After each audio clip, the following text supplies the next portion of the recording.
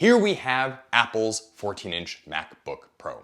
It's their newest 14-inch laptop, and I can see the comment section now. Apple fanboy, Apple sycophant. But you know what? I don't care. This is the best laptop in the world.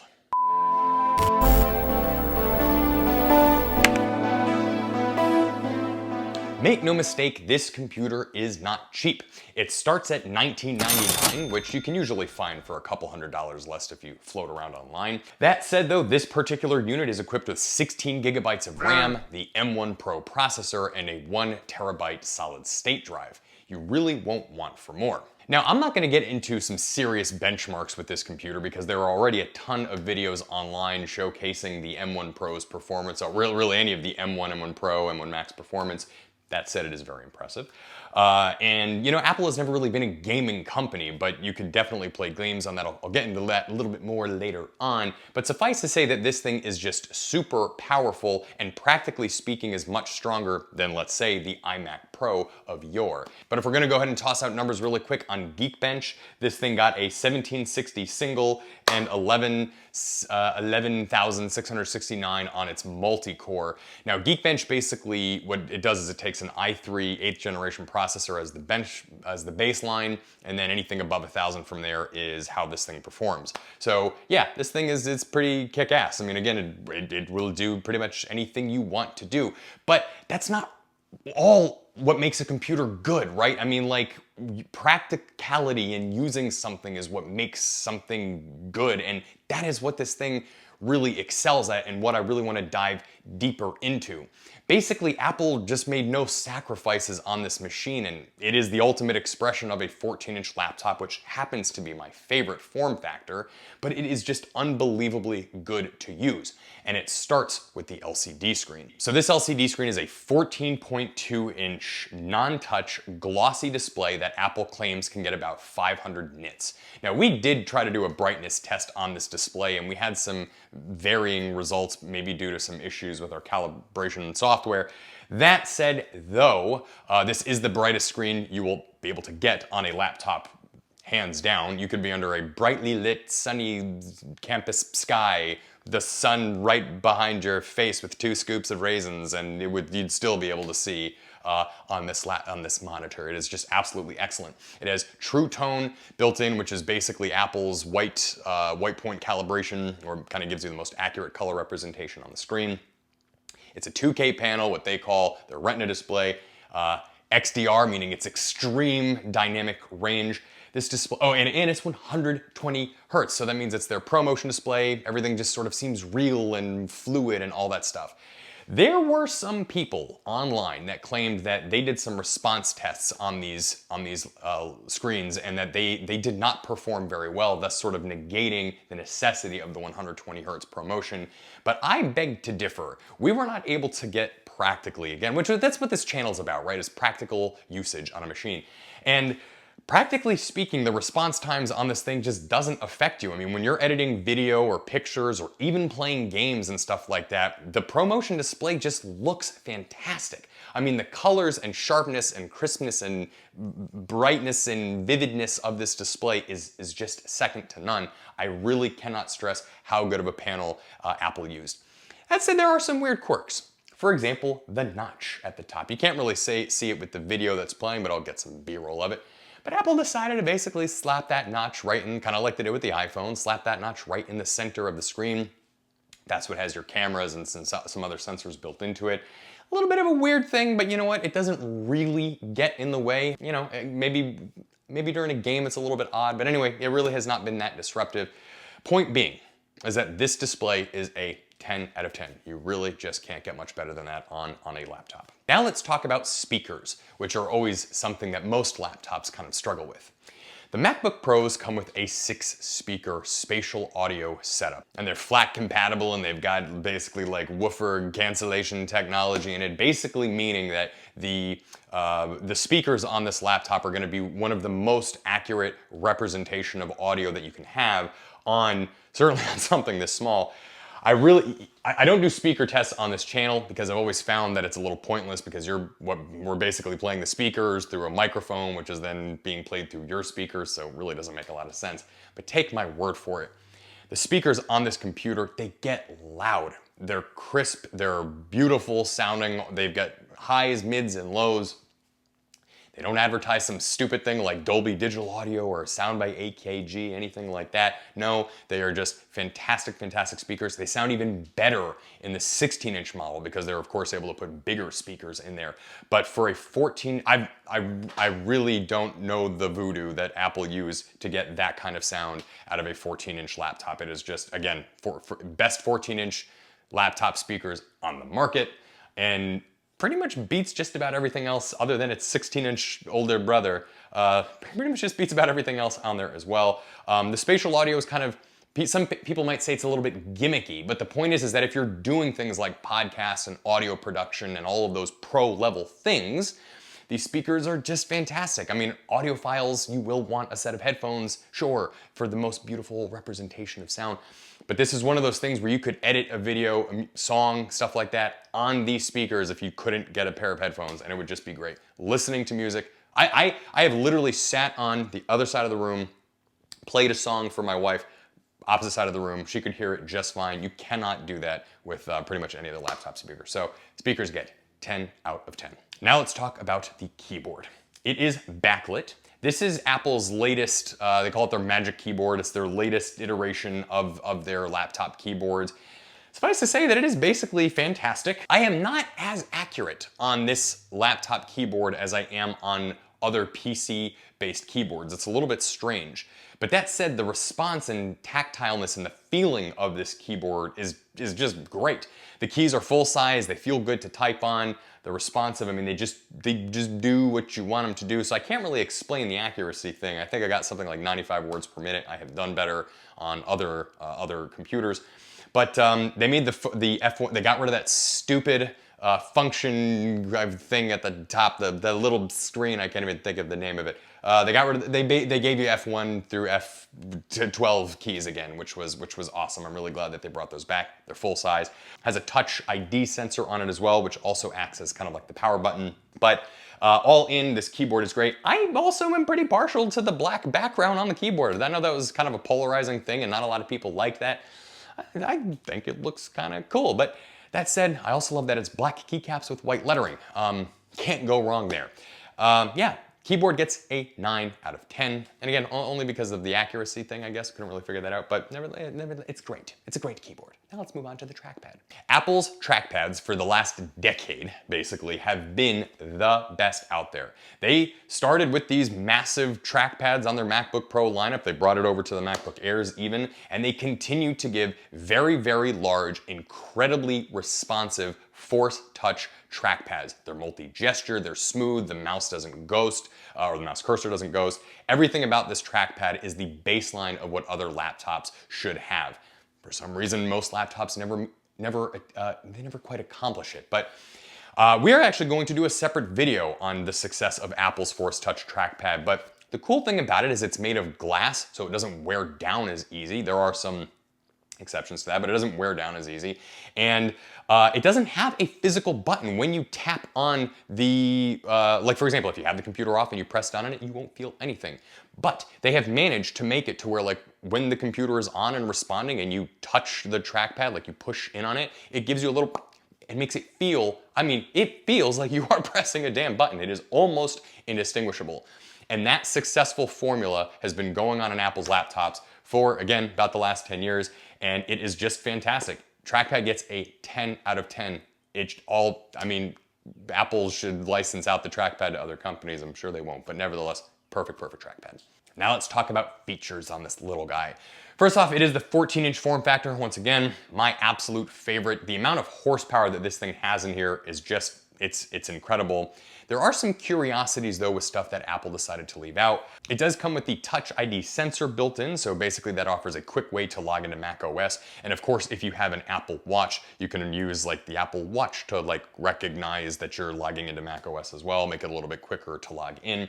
But Apple still doesn't have a built-in FaceTime camera on any of their laptops, and I'm sure that there is an Apple-ish reason for that. Like they'll probably end up releasing it like in 2 years from now and then charging $500 for it, but nevertheless, doesn't have a FaceTime camera built into that notch. That said, the camera on it, best in class, 1080p webcam. And I think by far, it is probably some of the best looking footage on a webcam that you can have, but why don't you decide for yourself now? This is a test of the webcam on the MacBook Pro 14-inch. This is by far the best webcam I think I've tested on a laptop yet. In fact, it's so good that even Larry David approves. So yeah, maybe you won't be filming your latest Oscar-winning production with it, but I get you could use the iPhones or the iPads to do that kind of thing. Those cameras are damn near borderline cinema ready. But that said, for Zoom calls and FaceTime and Skype and stuff like that, again, it's pretty much one of, if not the best there is.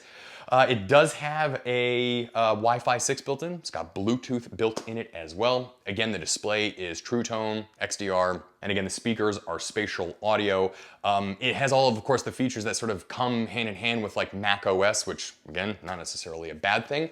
But feature-wise on this computer, short of a FaceTime camera. Oh, and this has like security enclaves and all that other like nice commercial industry stuff that you might need if you're like a CIA agent.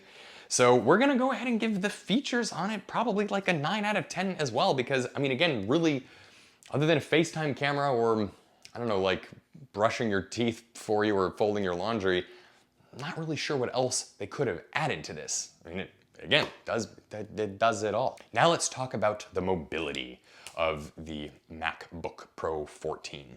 So first and foremost, this is how like wide it gets. Or like how far it opens. Not as wide as some, more than others. But you know what? I've never needed it to open wider, so I guess that's a plus. The weight and feel of this thing is just fantastic. I love the shape of this computer. Like, it is just a perfect little like rectangle, and it fits in every bag. It fits in your hands. It sits on your lap. It sits on your desk. It is just brilliant. I can I don't know what took Apple 7 years to bring back this kind of like shape and form factor on their damn laptops, but this is the best MacBook Pro that they have made, in my opinion, since like the ones that had the silver chiclet keys. Silver keys on an Apple laptop, oh no. But anyway, yes, this thing is absolutely perfect. If you are a student or a traveler, somebody that's doing mobile video work, basically on-site video editing, on-site photo editing, mobile podcasting, this kind of thing, I can think of no better laptop to use than this MacBook Pro. Even the battery life on it is fantastic. Let me go and just open it back up here really quick, just so you can see those nice fun geometric shapes again. There we go. There we go. Play. All right. But it just feels great, and it's made out of this nice, beautiful, robust aluminum material. You get it in a couple of different colored options if you want. But this thing will patina well, it'll take a beating, it will absolutely last. The hinges on it are perfect. There is like some slight bounce when you're moving it, but like when you are like typing on the thing and stuff like that, it doesn't shake as bad as the Samsung Galaxy Pro, for example. Just mobility, usability on this thing is an absolute 10 out of 10. I wish that I could rate it an 11 out of 10. Battery life on this thing, Apple claims it's between 11 and 17 hours, depending on like what you're doing, usage and stuff like that. Apple is by far one of the most honest and transparent companies about the battery life. Every time they give like a battery range, we have found that our tests typically get into that, in the spectrum that they give. We were able to get, as much as 15 hours worth of use. I have been able to, and by the way, that's with even doing some like video editing and some gaming and some other things. I could literally go 2 to 3 days without charging this thing, if not more, without charging this thing when just doing like kind of internet and stuff like this. For example, this thing has been on my couch for like a week, having never been plugged in. I'll open it, browse the web, do a little bit of stuff, close it, come back to it. Again, still has plenty of battery life to go. So yeah, mobility on this thing is absolutely fantastic. Best in class battery, just feels great to use and handle and all that stuff. 10 out of 10 for sure. Now let's talk about the I/O on this computer. On this side, we have a full-size HDMI port, we have a Thunderbolt 4 port, and then an XCSD card reader, full size, so people will appreciate that. Nice and super fast for all those Photoshop people editing on site. You've got a headphone jack where you can plug in your audiophile headphones, 24-bit by the way, which is pretty cool for the audiophiles and audio editors. 2 more Thunderbolt 4 ports. And then of course, where you plug it in, because it uses magnets to charge it instead of solar energy. Fucking Apple. But you know what I really love? Click, and it's in. And then when you accidentally try to drag it off of your kitchen table, it just pops right out. Again, they brought MagSafe back, and it was kind of like, why did you get rid of it in the first place? It's fantastic. I love MagSafe. It was like the best thing of the Apple computers, and they brought it back. Thank you. Does charge with USB-C on the other end, though. It's pretty cool. For all those people that like to just carry like one like cable, one charger around type deal. So nice touch there, Apple as well. I/O on this thing. So like relatively speaking, it doesn't have a traditional USB port, but USB-A to C dongles, they're like $5 a pop. We're gonna go ahead and give the I/O on this thing a 10 out of 10 because you just won't want for more. I mean, if you gotta plug it into a TV, you've got the HDMI. If you are a photo video editor, you've got the camera card port on it, and all that Thunderbolt 4. I mean, you can just daisy chain as much crap on there as you need between hard drives, microphones, hubs, monitors. I mean, this thing is just a mobile paradise. So it gets a 10 out of 10. Again, all relatively speaking. All in, that brings this computer to basically like, what, like a 9.8 out of 10 or something like that? I'm doing the math in my head. Somebody correct me in the comment section if I'm wrong. And it's well earned. Are there any drawbacks to this computer? I mean, really none that I can think of. I have played games on this thing is so powerful that it will play Rosetta-based games. So basically when Apple moved from the Intel architecture to their own Apple M1 stuff, there's this built-in sort of emulator into Mac OS that can run the Intel applications. Any form of an emulator is going to like tax a computer, but even so, it will play games on Steam, Rosetta-based ones on Steam, just fine. I've played StarCraft 2 on this thing on Mac settings. I've played Nord or some of these other games. I'm sure you could do Minecraft. I've done the Minecraft on here, Mac settings. No problems there either. Again, just a perfect powerhouse. It does everyday tasks just fine. It does audio editing with grace and poise. It does 4K video editing with no problems at all. I've plugged solid state storage into it, edited Final Cut Pro footage that we film here in the studio, edits it probably even better, if not just as good, than our iMac Pros that we use for the video editing. This can be used by photographers, by video editors, by audio editors, anybody by college students, by traveling journalists. This is the Swiss Army knife of computers. The only drawback it has is its price. Not everybody wants to spend $2,000 on a computer, but you know what? For those that don't quite want to spend that price, you do still have the MacBook Pro 13-inch, which is still a very, very great machine, and you also have the MacBook Airs, which are very, very great machines. I can really think of no practical drawback with this computer. When I use it, it does what I need it to do, and usually just fine. And it is pretty stable too. I mean, like I rarely have it have any issues with emulating programs or anything like that. This is my favorite computer I have ever owned. It is the best computer that you can buy for the money. And unless you need to go to a 16-inch screen because you just need that screen real estate for things like video editing, that's pretty much about it. So yes, this is, in my opinion, the best computer in the world.